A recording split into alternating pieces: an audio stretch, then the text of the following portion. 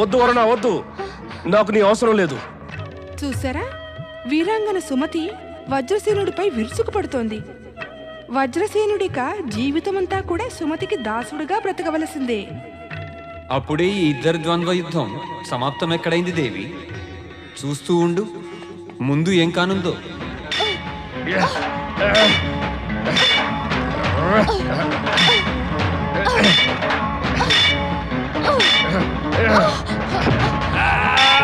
సేనాపతి, మాకు నీ సహాయం అవసరం లేదు.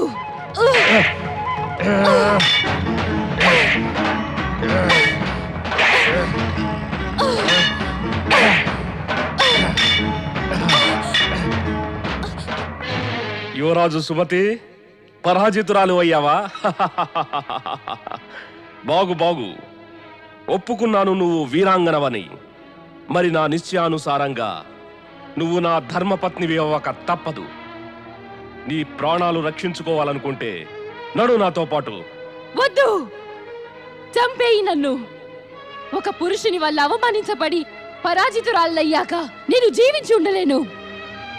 ఒక నిరాయుధురాలు, అబల అయిన నారిని చంపి నా వీరత్వాన్ని కళంకితం చేసుకోలేను. నీవిచ్చిన వాగ్దానాన్ని నిలబెట్టుకోవటం ఉచితమనుకుంటే రా నా వెంట. వీల్లేదు. మేము తమరిని ఇతని వెంట ఎప్పటికీ వెళ్ళనీయము యువరాజా. మా యువరాజుని రక్షించుకోవడం మాకు బాగా తెలుసు. సేనాపతి, రాజకుమారి సుమతిని రక్షించే బాధ్యత ఇప్పుడు మాది. రాజకుమారి సుమతి తన వాగ్దానాన్ని నిలబెట్టుకోవలసినదే. మా యువరాజు వజ్రసేనుడు రాజకుమారిని పరాజితురాల్ని చేశారు. వజ్రసేనుడా? గసార్ణ దేశపు రాజకుమారుడు వజ్రసేనుడా? అంటే ఇతను మన శత్రువు. ఒక శత్రువు తన శత్రుత్వపు పరిచయాన్ని యుద్ధానికి ముందే ఇవ్వడం ఆవశ్యకం వజ్రసేన. అయినా నిన్ను నీవు దాచుకుని నన్ను మోసగించావు. ఇప్పుడు యుద్ధం సమాప్తమైంది. ఇక నువ్వు మా శత్రువు కానే కాదు. మాకు కాబోయే ధర్మపత్ని మాకు శత్రువు ఎలా అవుతుంది రాజకుమారి సుమతి? ఇక మన నిశ్చయానుసారం నీ పరాజయాన్ని అంగీకరించి నడు ఇంక నాతో పాటు. నిశ్చయ పరిణామానుసారంగా తమరికి మేలైనదేమంటే రాజకుమారి, తమరు మారాడక ఇక అశ్వం పైన కూర్చుని మా వెంట నడవండి.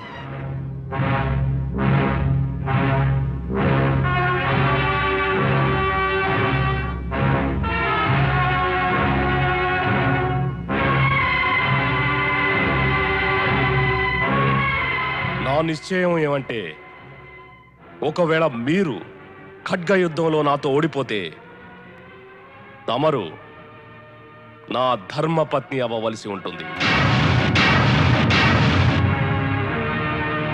నా నిశ్చయం ఏమంటే, ఒకవేళ మీరు నాతో ఖడ్గ యుద్ధములో ఓడిపోతే అప్పుడు మీరు నా పత్నిగా మారవలసి ఉంటుంది. మాకు నీ ప్రతిపాదన అంగీకారమే.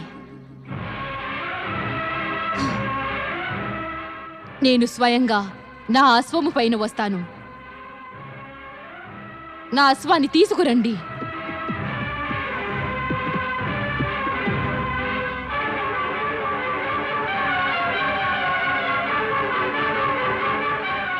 సేనాపతి, పితాశ్రీతో చెప్పండి, నా గౌరవం రక్షించుకోలేకపోయాను.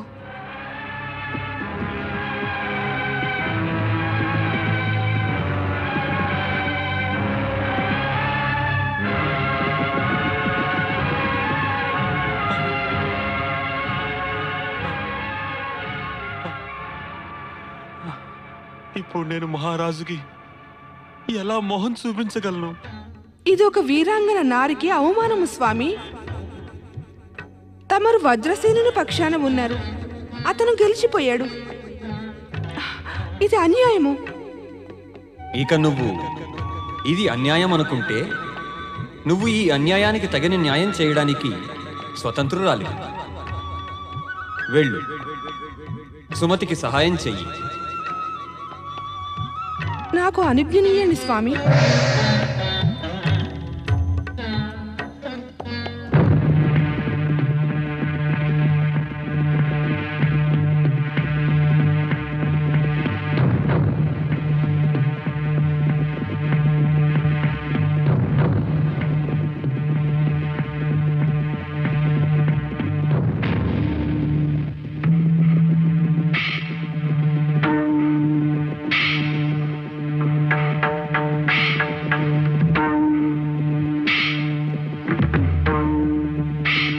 సేనాపతి వరుణ, ఆజ్ఞాపించండి యువరాజా. మాకు కాబోయే ధర్మపత్నిని మేము ఒంటరిగానే తీసుకువెడతాము. మీరందరూ వెళ్ళవచ్చు. కానీ యువరాజా, అవమానం పొంది పరాజితురాలైన వీరాంగనను ఇంకా లజ్జితురాల్ని చేయడం ఉచితం కాదు. తమ ఆజ్ఞ యువరాజా. కానీ తమరు ఎంతో జాగ్రత్తగా ఉండాలి. నీవు మా గురించి చింతించకు. వెళ్ళు. నడవండి సైనికులారా. రా.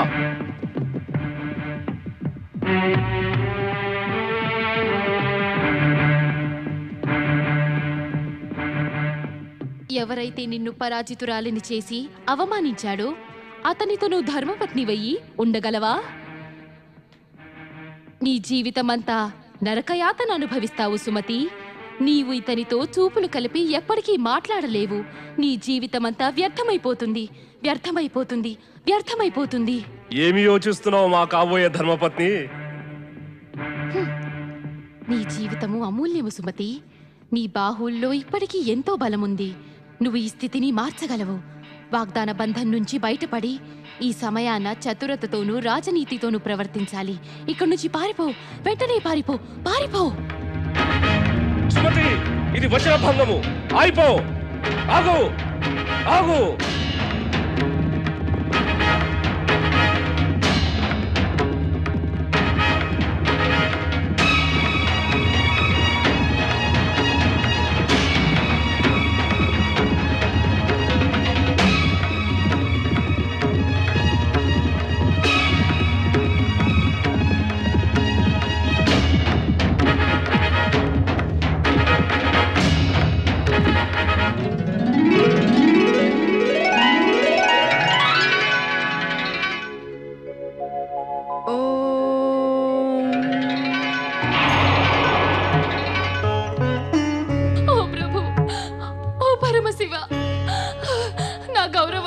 కాపాడు శివశంకర. తమరు మా రాజవంశానికి ఆరాధ్యులు. నేను వజ్రసేనునితో శక్తి పరీక్షలో ఓడిన కారణంగా సంకటంలో పడిపోయాను. నన్ను రక్షించండి. తమరు సర్వశక్తివంతులు. నన్ను రక్షించండి పరమేశ్వర. ఓం నమః శివాయ. నన్ను రక్షించండి. ఓం నమః శివాయ. నన్ను రక్షించండి. పుత్రి, నువ్వేదైనా ఆపదలో చిక్కుకున్నావా? అవును, కానీ తమరెవరు? నేను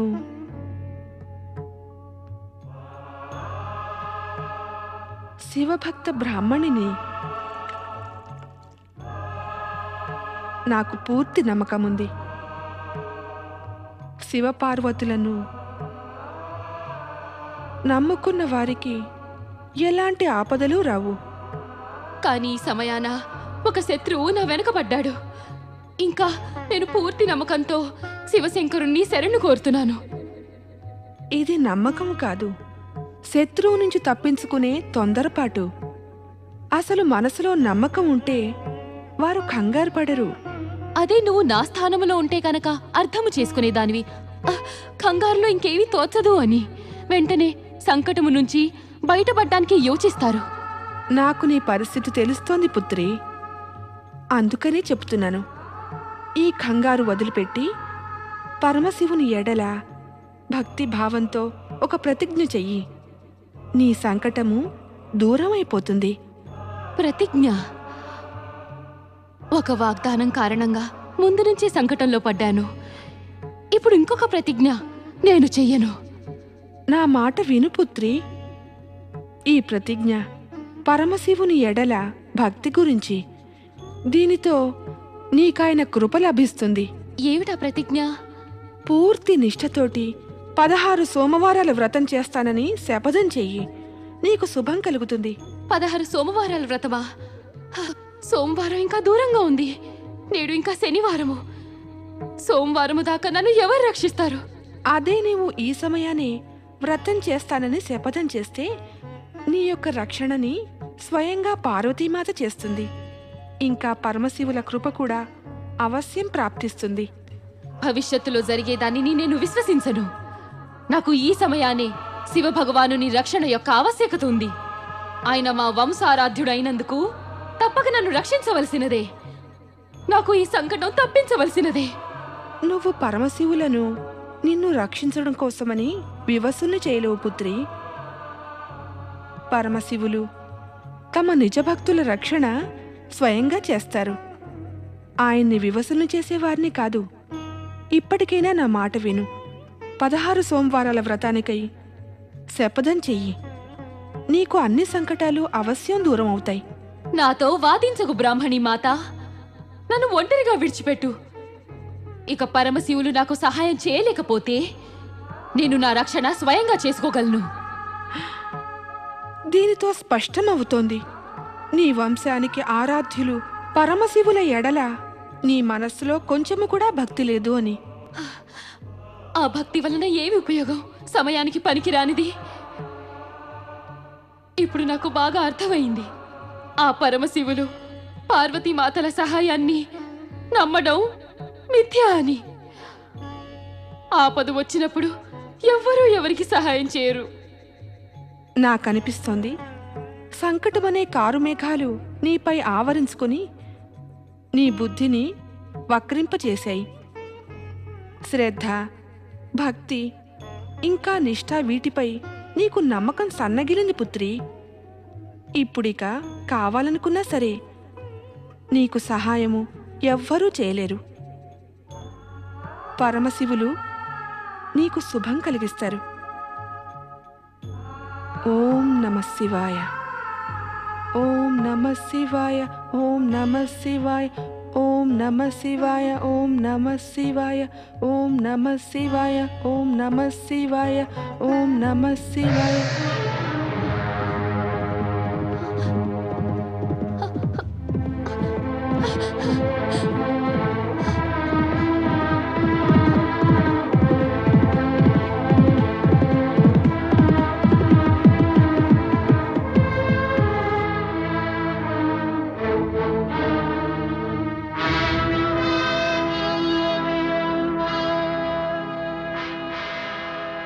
అశ్వం బయటే ఉన్నది. ఈమె ఎక్కడికెళ్ళింది?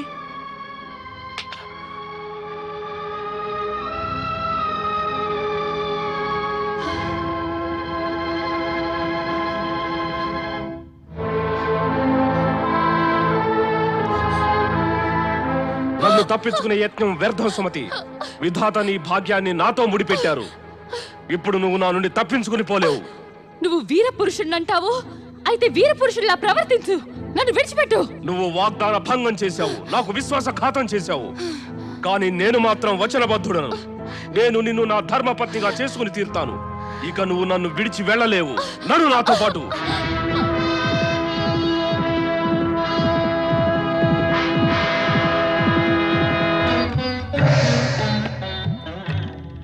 ఏమైనది దేవి? నీ ప్రియ సుమతికి సంకటముక్తిని కలిగించావా లేదా? ఆమె బుద్ధి భ్రమించింది స్వామి. ఆమె మనస్సులో తమరన్నా లేక నేనన్నా ఎట్టి భక్తి లేదు. అంటే ఇప్పుడు ఆమెకు తగిన దండన లభిస్తుంది. ఇది నాకన్నా ఎక్కువ తమరికే తెలుసు స్వామి.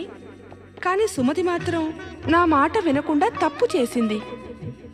మేము నీకు ముందే చెప్పాం, ఒక అహంకారి అహంకారం ఖండించబడే తీరుతుందని. ఇదే సృష్టి యొక్క శాశ్వత నియమం.